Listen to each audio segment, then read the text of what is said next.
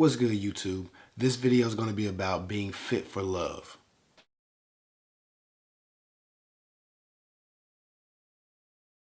Sometimes love just can't meet us where we are. Sometimes we have to make some adjustments. Sometimes we need to make some improvements, and sometimes we need to practice some self-mastery before love can find us. It's not always the other person. Sometimes we are toxic. Sometimes we are the problem. Story time. A lot of y'all might get this. I grew up in the projects, the hood, a bad place. Trying to find love as an unchecked, unbalanced person can be like trying to order pizza in a bad neighborhood. I remember being hungry as a kid, asking my mom, can we order something to eat, a pizza or a sub or something? If she said yes, that was the first obstacle that I'd overcome. The second obstacle, the more important and more difficult obstacle, was finding a restaurant that actually delivered to my shitty neighborhood. I would call place after place, and they would answer. The phone would ring. Papa John's Pizza? Hey, y'all deliver to Hilltop Homes? Oh, okay. All right, thank you. Casano's Pizza? Hey, y'all deliver to Hilltop Homes? Oh, no. Oh, okay, thank you. Donato's Pizza? Hey, y'all deliver to Hilltop Homes? No? Oh, okay, thank you.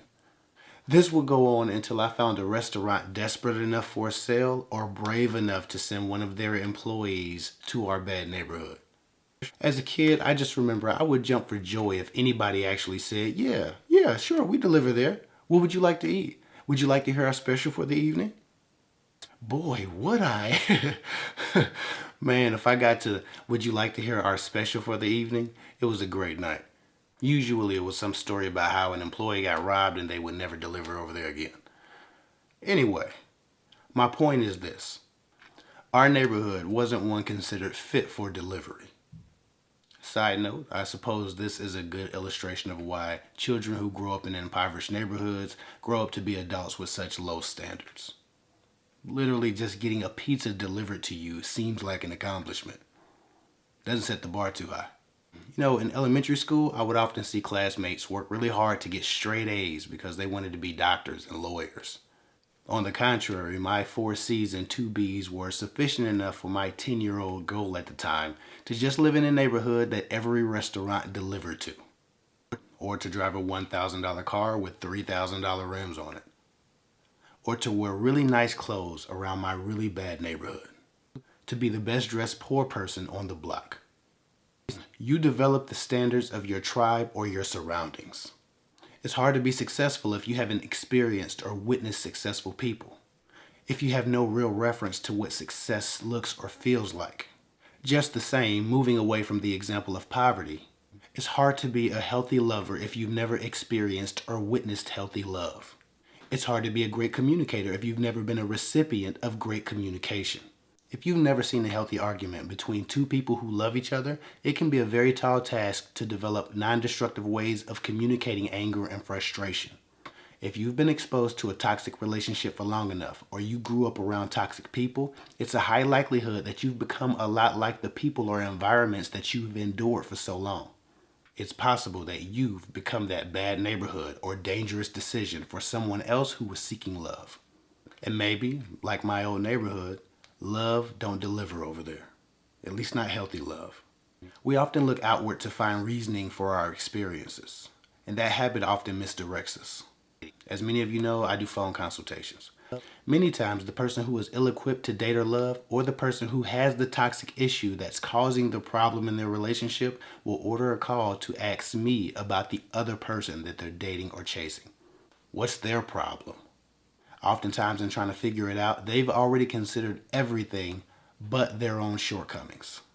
Their standards for themselves, their love, their communication, their habits have been set so low that they're finding it hard to attract and then keep partners. They don't even realize that what they've offered love thus far is unacceptable by many people's standards.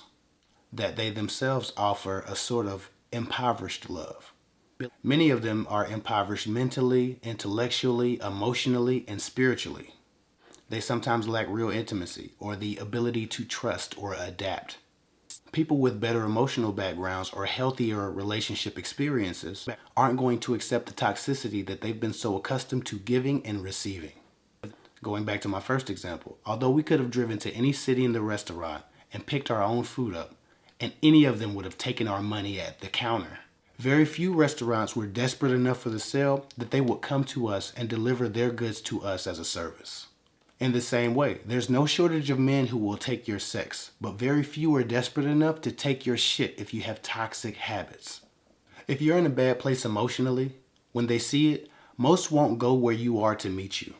And that's because after a man measures your hips, thighs, ass, and tits, he assesses whether or not you're safe, like those restaurants did in my neighborhood.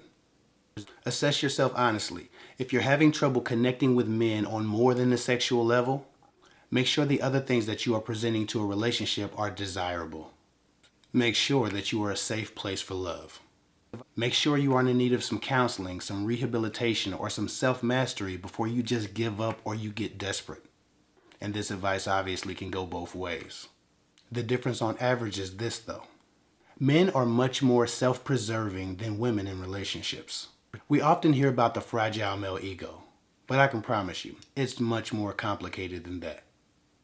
It's easy to use that as an excuse when you don't understand the nature of men to protect themselves from women who present a threat to them emotionally.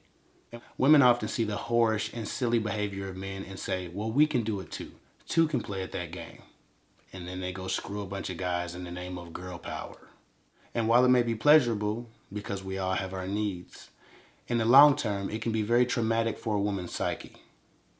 I really wish women knew the value of that fragile ego they despise so much. I wish they knew that the most valuable behavior that they can mimic from a man is his nature to self-preserve, his fragile ego. There's so many jokes and memes and narratives about if a woman cheats, how men can't handle it even if they cheat all the time, or how men can dish it but they can't take it. So my question is this: why do women take it?